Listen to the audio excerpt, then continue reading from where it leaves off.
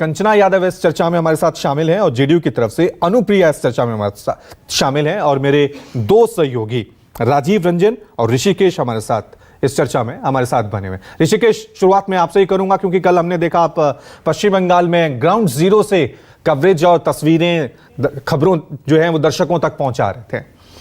Voting percentage में गिरावट देखी गई है। उत्तर भारत की बात करें या लगभग हर राज्यों में जहां जहां चुनाव हुए हैं, क्या इशारा कर रहा है ये जो गिरावट दर्ज कर गई है? और ग्राउंड पे आपने क्या पाया, क्या माहौल पाया?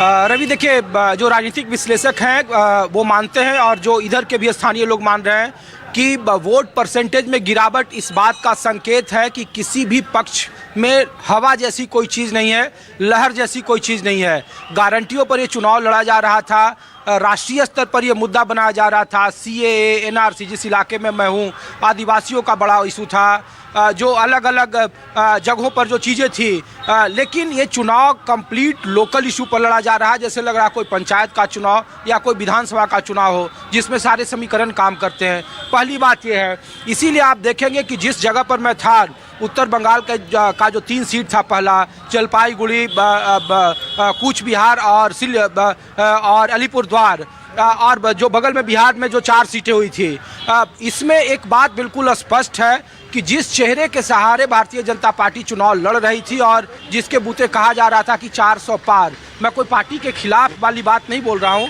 लेकिन ये ग्राउंड पर जो वोटिंग का परसेंटेज गिरना है वो इस बात का संकेत है कि कोई लहर जैसी चीज़ नहीं थी। जिस सीटों पर अंतर 2 लाख, 1.5 लाख, 2.5 लाख, 2.25 लाख का था 2019 के चुनाव में, वो अंतर 25,000, 30,000 के अंतर पर आ गया। और ये कहना मुश्किल है कि सामने वाला उम्मीदवार किस तरीके से जीतेगा। जिस सीट पर मैं था कल, कूच बिहार, निश्चित प्रमाणिक की सीट, वहाँ पे देखिए राजवंशी और मुस्लिम 32% है। राजवंशी वोटर जो परंपरागत 2019 के बाद वोटर माने जाते हैं भारतीय जनता पार्टी के, उसमें एक बड़ा डेंट है, उसमें एक बड़ा बिखराव है। यही कमोबेश अलीपुरद्वार और न्यू जलपाईगुड़ी में ही मिला, जिसका अंदेशा, जिसका संकेत था कि जॉन बारला जो 5 साल मंत्री रहे, उनका टिकट काटकर मनोज तिग्गा के स्थानीय उम्मीदवार को लड़ा गया, इस बात का इल्म था। और वोटिंग परसेंटेज गिरना इस है। बगल में जो बिहार की 4 सीटें हैं, चूँकि बिहार कई दिनों मैं था, खास करके सीमांचल में, वहाँ इस बात का संकेत है कि जो सत्ताधारी पार्टी है उनके वोटर निकले ही नहीं। पिछली बार इन सब सीटों पर नोटा 30,000, 32,000, 35,000 जैसे नोटा को वोट मिले थे, लेकिन इस बार वो वोटर नोटा में भी नहीं गए, किसी के पक्ष में मतदान वो करने ही नहीं निकले।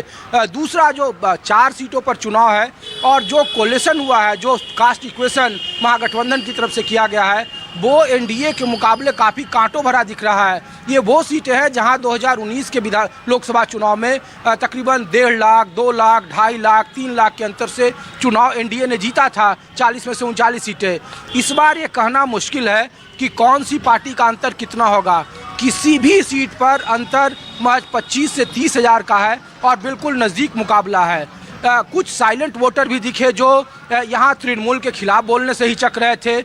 वो उनको आप बता पाना मुश्किल था कि वो किसकी तरफ है, दीदी अच्छा है या दादा अच्छा है। यही कमोबेश बिहार में भी देखा गया कि नीतीश कुमार के जो वोटर हैं, एनडीए खास करके साइलेंट वोटर, वो किस तरफ शिफ्ट हुए हैं। कुशवाहा राजनीति पहले चरण में सर चढ़ कर बोल रही थी और जिस कुशवाहा का परंपरागत दावा भारतीय जनता पार्टी के साथ था, वो टिकट बंटवारे की वजह से बिगड़ता दिख रहा है, जो उनके लोकल कैंडिडेट की वजह से थे। और यही कमोबेश बंगाल में भी देखने को मिला कि लोकल कैंडिडेट पर वोटिंग हो रही है, लोकल चेहरे पर वोटिंग हो रही है, और इसीलिए ये काफ़ी कांटे भरा मुकाबला है। पहले चरण में तो साफ है कि कोई राष्ट्रीय स्तर की हवा नहीं थी, ये लोकल स्तर पर चुनाव था। लग रहा था विधानसभा सरीखे जैसे कॉम्बिनेशन के जरिए वोटिंग का पैटर्न या वोटर निकल रहे हैं और वोट दे रहे हैं। ठीक है राजीव, आपकी तरफ रुक कर रहा हूँ। ऋषिकेश तो कह रहे हैं पश्चिम बंगाल और बिहार